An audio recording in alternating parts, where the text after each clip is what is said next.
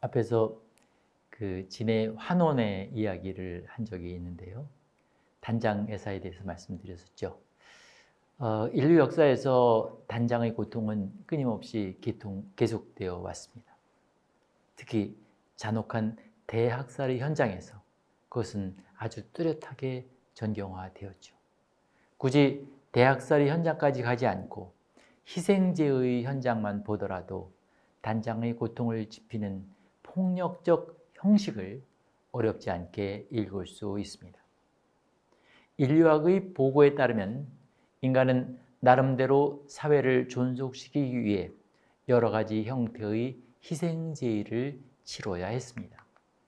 신의 노여움을 풀고 사회의 안녕과 질서를 유지하기 위해 양이나 소 등 짐승을 제물로 바치기도 했죠. 근데 때로는 사람을 직접 바치는 경우도 많았습니다. 특히 어린아이를 바치는 경우가 많았는데요. 구약 성서에도 그런 대목이 나옵니다.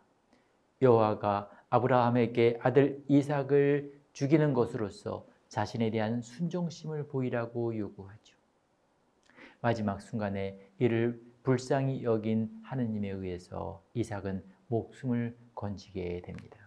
그러나 그 후 하느님을 배신한 세 왕이 지배하는 동안에는 하느님의 그러한 사랑이 베풀어지지 않았고, 그래서 많은 아이가 제물로 바쳐져야 했습니다.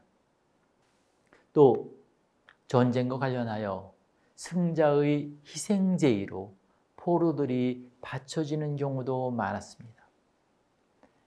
가령 호머의 일리아드만 보더라도 그렇습니다. 이제 트로이 전쟁을 다룬 이 일리아드라는 소설에서 그리스의 영웅 아킬레우스는 전사한 동료 파트로클루스를 화장하면서 트로이의 포로 12명을 함께 단에 올려 불태운 것으로 기록되어 있습니다. 중국 상나라에서도 왕의 죽은 조상들을 위해 각 나라 포로를 적게는 20명에서 많게는 400명에 이르기까지 또 소, 양, 염소와 함께 희생제의를 치렀다고 얘기합니다. 여러 나라에서 이제 포로로 데려온 것을 왕의 죽은 조상들을 위해서 이제 같이 이렇게 일종의 순장을 하는 거죠. 특히 왕이나 왕가 사람들이 죽었을 때 자주 인간을 그렇게 순장의 제물로 삼았던 것입니다. 고대 중국이나 페루, 우간다와 다오메이 같은 아프리카 왕국뿐만 아니라 이집트와 수메르의 초기 왕조 시대에 군주가 죽으면 그의 아내나 첩들을 비롯하여 요리사들과 많은 신하들이 장례식의 한 절차로 죽임을 당했다고 인류학자 마빈 해리스의 이 작은 인간이라는 책에서 보고하고 있는데요. 우리나라의 경우 인신공양의 한 형태가 이 옛날 고수설 심청전에 보이고 있죠. 이 공양미 300석을 주고 심청을 산 상인들이 임당수에 이르러 심청을 제물로 하여 제사 지내는 것으로 자신들의 백길의 안녕과 상운을 기원했다고 얘기를 합니다. 좀 거칠게 말하자면 장사를 위해 인간을 희생시키는 폭력적인 제의를 치른 것입니다. 성스러움을 입증하기 위해, 그러니까 이제 때로는 하나님의 성스러움을 입증하기 위해, 또 때로는 어떤 왕이나 군주의 권력과 명예를 보증하기 위해, 또는 재산을 증식하기 위해 상인들의 또 어떤 이유나 명분을 위해서 사람들은 종종 폭력적인 희생제의를 치러온 것이 사실입니다. 그러니까 살아있는 생명을 어떤 다른 목적에 의해서 그렇게 바치는 거잖아요.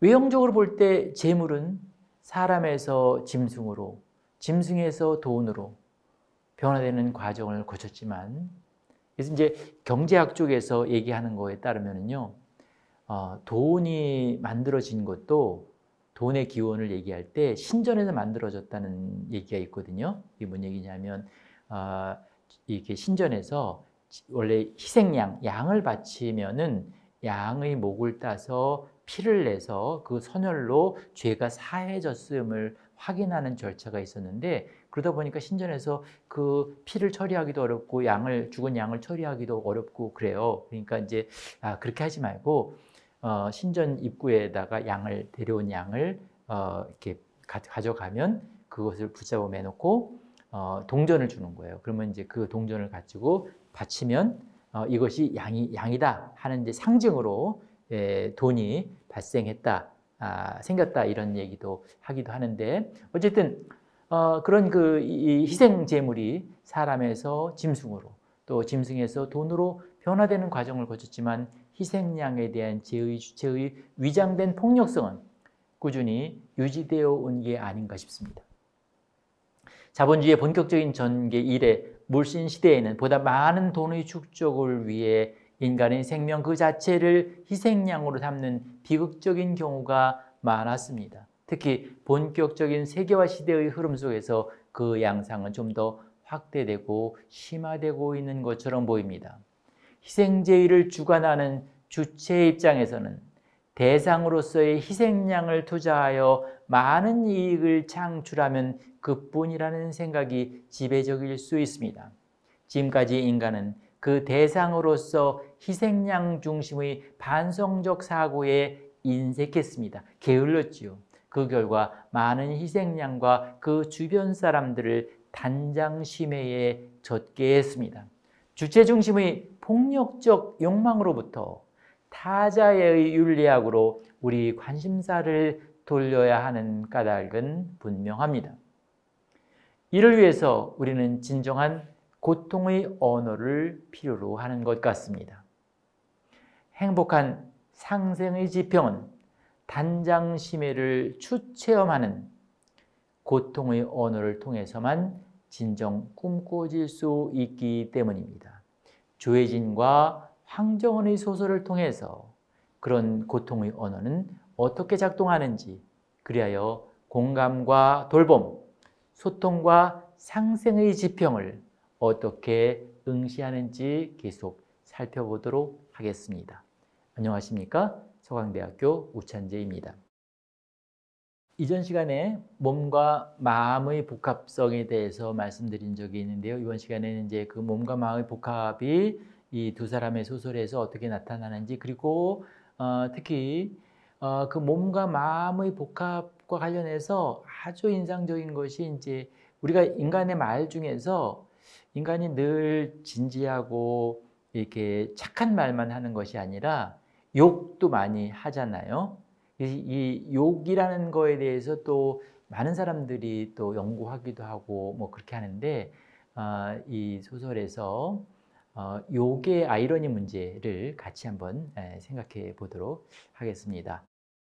확실히 조혜진이라는 작가는 이 이야기를 통해 고통의 바다에 침례하면서 새로운 위로의 길을 내려는 서사적 수고를 아끼지 않은 것 같습니다.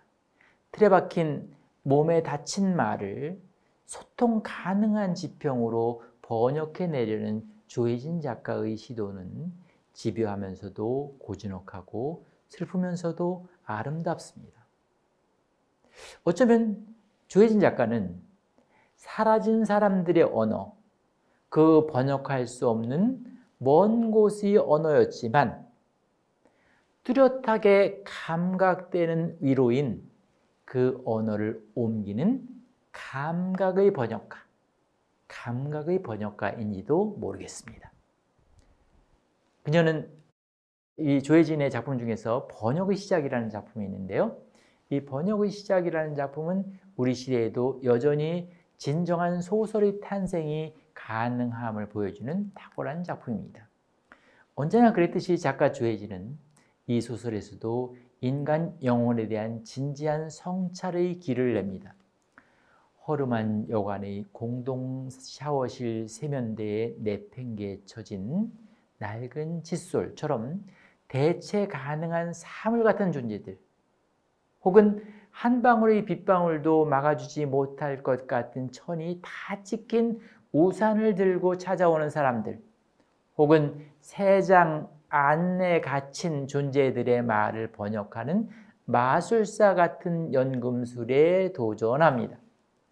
자, 어떤 사람들입니까? 정말 대체 그러니까 이제 우리는 다 오로지 나만이 할 수 있고 나만이 할 수 있는 일로 인정받고 그 누구도 내 일을 나를 대체할 수 없다라고 생각할 때 우리는 자존감 있게 자신 있게 살 수 있을 텐데, 전혀 그거하고는 반대쪽에 있는 긍휼한 존재들의 작가 조혜진의 서사적인 관심이 있는 것으로 볼 수 있습니다. 끊임없이 버려지면서도 오히려 떠나간 사람을 위로할 수 있는 영혼을 지닌 인물의 꿈, 사진을 통해 우리는 포스트 휴먼 시대를 촉구할 수 있는 21세기의 고전적 품격을 가늠하게 됩니다. 비루한 꿈, 아주 가녀린 꿈, 그 비루한 꿈을 곡진하게 번역할 수 있는 감각과 언어를 지닌 작가의 미덕은 이미 조혜진의 첫 소설집 천사들의 도시 때부터 넉넉히 확인할 수 있었는데요. 가령 기념사진이라는 작품에서 601호 여자는 망막색소 변성증으로 시야가 좁아져 무대에 설 수 없는 몸이 된 전직 배우입니다. 연극 무대는 물론 일상생활도 제대로 하기 어려운 몸이지요. 615 남자는 인터넷 회사의 성실한 사후관리 기사였으나 억울한 누명을 쓰고 수용생활을 한 후 비루하게 살아갑니다. 둘 다 타자의 영역에 처해 있는 몸들이지만 그 마음을 번역하여 교감의 지평을 형성합니다. 본문에 이런 게 있는데요. 그때 남자에게 절실하게 누군가가 필요했던 것처럼 지금 여자에게도 자신의 말을 들어줄 누군가가 있어야 한다는 것. 자신의 말을 들어줄 누군가가 있어야 한다는 것. 그것을 아는 것이 중요하고 그것을 안다는 것을 번역해 주는 것이 아마 기묘하다고 작가는 생각했을 것 같습니다. 그럴 때 나는 한국 사람입니다 처럼 몸의 말이 형성되고, 이제 입양자로 한국 그 말을 잘 못하는 사람이었는데 이제 나중에 이렇게 나는 한국 사람입니다 이렇게 떠듬떠듬 이게 자기 말을 찾아가는 이런 얘기가 있습니다. 그래서 그렇게 몸의 말이 형성되고 패스워드에서라면 몸의 말이 들리게 됩니다. 네덜란드에 입양되어 한국어로 들을 수도 말할 수도 없는 주인공이 소설 말미에서 빨리 나와봐라, 빨리 네 엄마가 왔다, 네 엄마야 라는 고모의 한국어를 나도 모르는 사이에 내가 지나온 길바닥 위에 몽땅 잃어버렸다고 여겼던 그 언어를 모두 알아듣게 되는 이피퍼니의 순간, 그 이피퍼니의 순간은 확실히 몸과 마음 그리고 말이 복합적이면서도 긴밀한 번역작용의 아이러니컬한 순간이라고밖에 할 수 없겠습니다. 그런데 말입니다. 몸이 마음으로 그리고 또 말로 번역되는 것은 말처럼 또 우리가 마음처럼 생각한 것처럼 그렇게 쉬운 일이 아닙니다. 우리 몸의 요구를 우리 마음으로 말로 번역하는 게 쉬운 일이 아니죠. 번역 가능한 경우보다 불가능한 경우가 훨씬 많고, 소통 가능한 경우보다 소통 가능하지 않은 불가능한 경우 또는 불통으로 꽉 막힌 경우가 더 많겠지요. 그죠? 번역 불가능한 불통의 상황에 처하게 되는 이유는 여러 있겠지만, 우선 반성 없이 자기 합리화에 빠져 있는 몸의 일상적 매너리즘, 몸의 일상적 매너리즘도 그 주된 원인이 될 겁니다. 그런 맥락에서 자기만의 틀에 갇혀 자기 합리화 내지 자기 변명을 일삼는 현대인의 증오에 대한 성찰적 이야기인 황정은의 상류엔 맹금류라는 작품을 주목해 볼 수 있겠습니다. 상류엔 맹금류. SNS 등 다양한 채널을 통해 남들과 역동적으로 소통하는 것 같지만 실은 점점 더 자기 틀 안에서 도가론적 의식에 갇혀 남과 소통하고 남을 진심으로 환대하지 못하는 경향이 많아지는데도 그런 현상에 책임감을 느끼는 나의 실종 현상이 만연한 세태에 대한 반성과 비판의 서사입니다. 소설은 이렇게 끝나요. 나는 그날의 나들이에 관해서는 할 말이 많다고 생각해 왔다. 모두들 당혹스럽고 서글프게 만든 것은 내가 아니라고 말이다. 특히 이 마지막 문장의 아이러니 효과가 이 소설을 사소한 소풍으로부터 건져냅니다.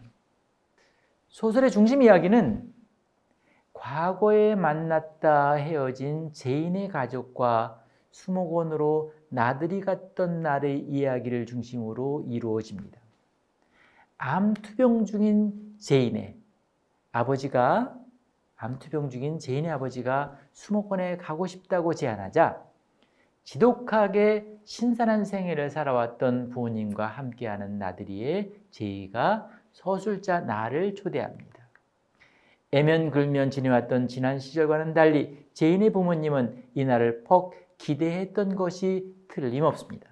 그런데 준비 과정이나 떠나는 여로 자체가 그리 순탄치만은 않았습니다. 나의 거리감은 수목원에 들어가 점심을 먹는 자리에서 극화됩니다. 제인의 어머니는 중간에 계곡 옆으로 내려가 점심을 먹고 싶어 했는데 그 자리는 서술자가 보기에 적당치도 적절하지도 않은 공간이었습니다. 식사를 즐겨서는 안 되는 공공장소일 뿐만 아니라 그 점을 100번 양보하더라도 쾌적과는 거리가 먼 장소였기 때문입니다. 그럼에도 어정쩡한 분위기 속에서 어설픈 나들이 점심 식사가 이루어지고 나는 제인애와 섞일 수 없는 이상한 감정 속에서 상처받습니다. 이 나들이 직후에 제이와 헤어진 것도 아니었습니다. 2년 후쯤이었던 것으로 진술되는데 놀랍게도 말이에요. 놀랍게도 서술자는 헤어질 때 어떤 일이 있었는지, 왜 헤어졌는지 기억나지 않지만 그날의 나들이만은 뚜렷하게 기억하고 있다고 적습니다. 왜 헤어진 순간도 기억나지 않는데 그 나들이만 기억날까? 이 점이 문제인데 제이와의 연애담을 넘어서 제인애와의 관계에서 자신의 행태에 대해 반성하고 있기 때문입니다. 그날 나들이를 마칠 때 제이의 어머니는 나에게 무화과를 선물했었습니다. 내겐 꽃시절이 없었어 라고 말한 친구의 전원을 노래한 시인 김지하의 무화과라는 시에서도 그랬지만 황정은에게서도 무화과는 자기 성찰과 내면 성장을 위한 윤리적 상관물이 됩니다. 꽃시절이 없었던 이들의 사연을 길게 이야기하는 것, 자기 또한 꽃시절이 없었음을 회상하면서도 꽃시절이 없었던 사람들을 환대할 수 없었던 꽃시절이 없던 시절을 반성합니다. 그래서 아이러니를 통해서 고해하는데요. 소설이 전반부에서 제이 부모님의 과거 이야기와 제인의 가족 이야기를 필요 이상으로 길게 서술한 것도 자기 고해를 통해 남들에게 스며들고자 한 그런 의도가 아니었을까 짐작하게 됩니다. 고해를 통한 성찰의 서사는 비슷한 시기에 발표된 황정은의 양의 미래에서도 비슷한 패턴을 보입니다. 나는 이런 이야기를 어디에서고 해본 적이 없다. 이런 문장으로 끝나는 이 소설 역시 타인과의 관계에서 자기 책임을 다하지 못했음을 성찰하는 윤리적 서사입니다. 이 황정은 작가는 환상성과 사회성을 현묘하게 뒤섞어 현실에서 상처받은 사람들의 이야기를 매우 독특한 아우라에 실어 이야기하는 작가입니다. 타인의 몸으로 스며들고 타인을 내 몸 안에서 환대하면서 나를 다시 구성하고 공동선을 상상하는 성찰적 작업의 장기를 보였습니다. 그런 황정은 소설 중에 누가라는 작품이나 또는 야만적인 앨리스 씨 이런 작품들을 보면 몸의 정직한 번역어라고 할 수 있는 욕의 수사학으로 빛나는 작품이라고 할 수 있습니다. 여기에 나오는 이제 욕은 작품 내에서 이 작품을 읽을 때는 그 욕을 함께 읽고 함께 욕의 그 리듬 또 욕의 의미론과 더불어서 이 소설 전체의 어떤 의미가 형성되는 건데 이 강의 시간에는 강의 목적상 욕 부분은 제가 좀 지나가면서 말씀을 드리고자 합니다. 이 누가라는 작품은 맨 끝에 이렇게 끝나요. 아래층이야, XX야. 이런 욕설로 끝나거든요. 그러니까 근데 이제 이 소설을 이게 맨 마지막에 그런데 앞부분부터 읽다 보면 이 목소리가 이 욕이 온 몸을 다해서 정말 온 힘을 다해서 내뱉는 그런 욕 같이 느낌을 받아요. 여러분도 한번 읽어보시면 그럴 거예요. 왜 이 인물은 이렇게 자기 온몸을 다해서 이런 욕을 내뱉을 수밖에 없는가? 왜 그럴 수밖에 없을까? 그런 이유 대기가 바로 이 소설의 기본적인 플롯이다. 이렇게 생각하시면 좋겠는데요. 소설은 새로 이사한 집에서 주인공이 얼룩을 닦아내는 장면으로 시작합니다. 누추한 삶의 얼룩을 깨끗하게 청소한 다음 편안한 자기만의 방을 만들고 싶었던 주인공의 소망은 그러나 여지없이 파탄납니다. 이전에 살던 집은 온갖 소음으로 얼룩진 곳이었습니다. 그에 반해 새 집은 누추하긴 하지만 조용해서 마음이 들었던 터였는데 그런데 거기서 결코 조용하지 않은 사건들이 발생합니다. 첫 번째 사건은 위층 여자의 느닷없는 방문으로 발생하는데요. 전날 밤 울고불고 싸워 시끄러웠다는 항의를 자기 위층으로부터 받았는데 자기 집은 그런 적이 없는데 혹시 이 집에서 그런 적이 있는지 따지러 온 거였어요. 자기 위치에서 아래층이 시끄러워서 정말 못 살겠다 그랬는데 자기는 안 그랬다. 니네 그런 거 아니냐? 그런 거예요. 주인공의 집은 물론 그러지 않았거니와 그런 소리를 들은 적도 없으므로 위층 여자에 대해 다소 의아하게 생각합니다. 두 번째 사건은 늦은 밤 위층에서 아이들이 시끄럽게 노닥거리는 바람에 주인공이 항의하러 방문합니다. 그렇지만 아이들이 후안무치한 태도로 인해 오히려 그녀는 화만 치솟아 나게 되죠. 주체할 수 없는 노여움으로 거의 광기 상태가 되어 위층을 향해 정확히는 자기 집 천장으로 온갖 물건을 집어던지며 울부짖습니다. 그러니까 윗집에 너무 화가 나서 막 천장에 이제 물건 집어던지고 막 그러니까 엄청 시끄러웠겠죠. 그러니까 어떻게 됐을까요? 바로 아래층 사람이 방문해서 아래층이야, XX야 하면서 격렬하게 욕을 하는 겁니다. 그래서 자기 윗집에서도 아랫집에서도 이런 상황이 된 거예요. 그렇다면 이 누가라는 소설은 요즘 한참 많이 얘기되는 아파트 층간소음 문제를 다룬 사회적인 소설일까요? 예. 이 문제는 사회적으로 매우 민감한 일상적인 주제여서 작가가 이를 주목했다고 해서 전혀 어색할 것은 없겠지요. 더욱이 우리 사회에 만연해 있는 노이즈 해일 현상을 보면 좀 더 매우 참담한 경우도 많으니까요. 그런데 작가 황정우는 소음 문제에 대한 사회학적 보고에서 이야기를 그치지 않습니다. 그녀는 적어도 작가이기 때문입니다. 소음으로 인해 생긴 인간의 얼룩에 대해 이야기하고 싶어 합니다. 아까 제가 이제 이사 와서 이전 사람들의 그 얼룩을 이렇게 지우는 것으로 이제 시작을 했다 그랬잖아요. 그런데 이제 인간이 살면서 만들어내는 얼룩에 대해서 이제 얘기하고 싶어 한다는 거예요. 황정은이 내세운 주인공은 금융권에서 연체자에게 전화로 상담하고 독촉하는 일을 하고 있습니다.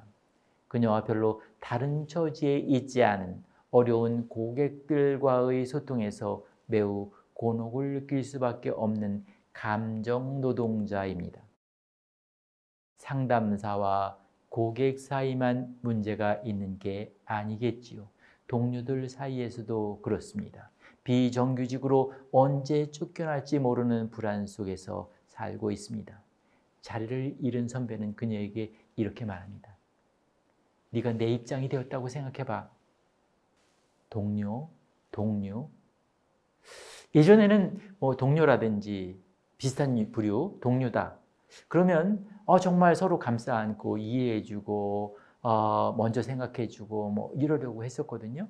근데 요즘은 이제 동료 이런 말 예전 같지 않죠. 서로의 입장을 생각해주고 더불어 싸워주고 힘이 되어주고 그런 게 쉽지 않아졌습니다. 비슷한 처지의 집단이나 계급끼리의 연대는 물론 최소한의 이해나 소통도 어려운 현실에 이런 현실에서 무엇을 어찌할 수 있을 것인가? 이런 고민 앞에 황정은의 주인공은 서 있는 것처럼 보입니다. 그녀가 위층의 아이들에게 광분한 것도 예전에 살던 월촌 사람들에게 서운했던 심층의 원인도 바로 거기에 있었습니다. 이런 것들은 마음의 얼룩들로 쌓입니다.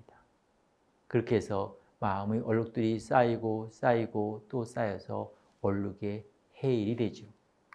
얼룩의 해일. 더러운 거울의 얼룩은 힘겨운 청소 작업으로 닦아낼 수 있을지 모르지만 마음의 얼룩을 닦아낼 방법은 결코 쉽지 않죠. 그래서 자기 마음의 얼룩을 닦아낼 방법을 그녀는 결코 알지 못합니다. 그녀가 광기처럼 온몸으로 울부짖는 것도 그 때문입니다. 소설 본문을 한번 같이 보실게요. 니들은 다를 줄 알지?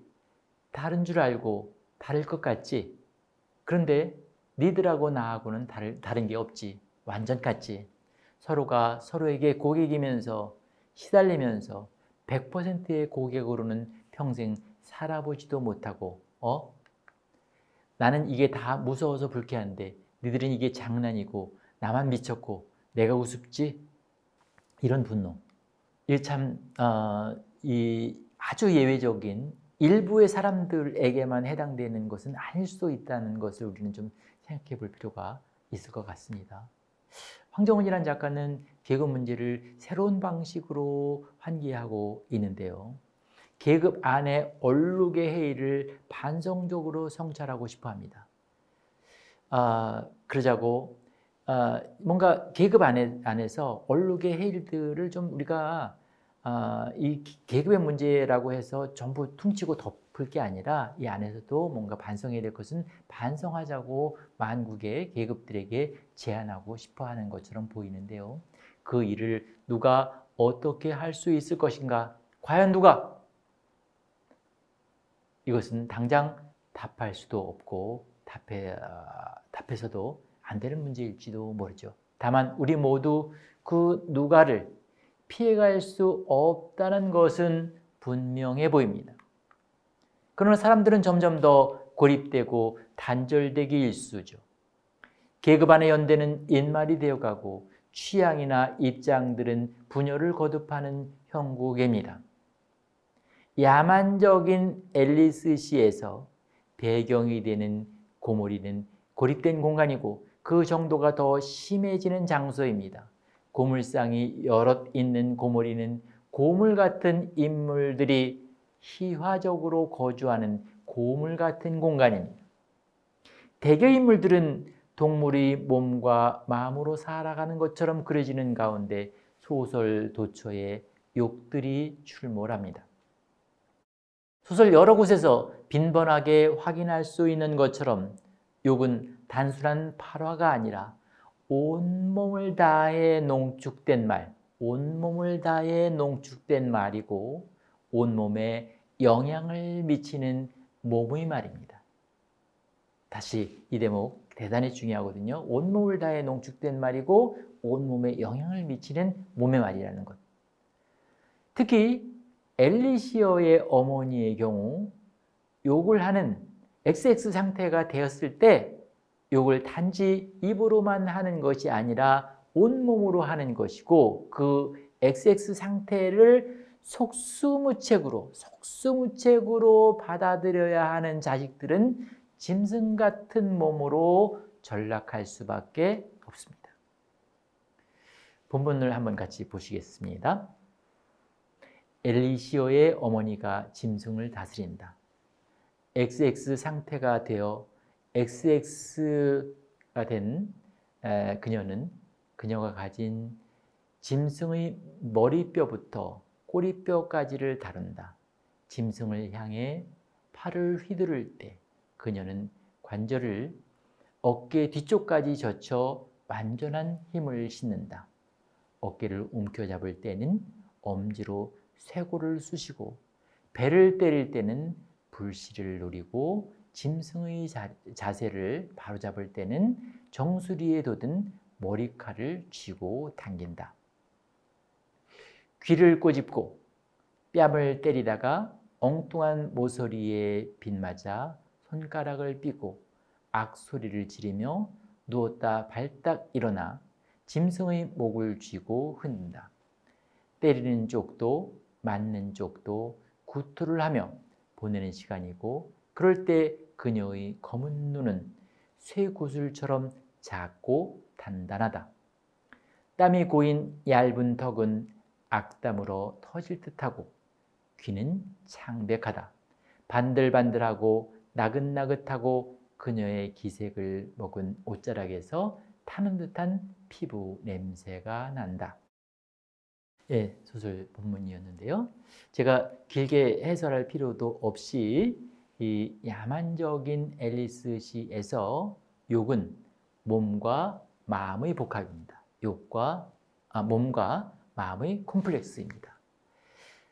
지난 시간에 제가 이제 비평가 김주연 선생님의 말씀을 좀 드렸었는데 비평가 김주연 선생님이 인문학적인 성찰을 통해 개탄에 맞지 않았던 사라진 낭만의 아이러니를 황정은은 온몸으로 하는 거친 욕설의 수사학으로 새롭게 불러들입니다.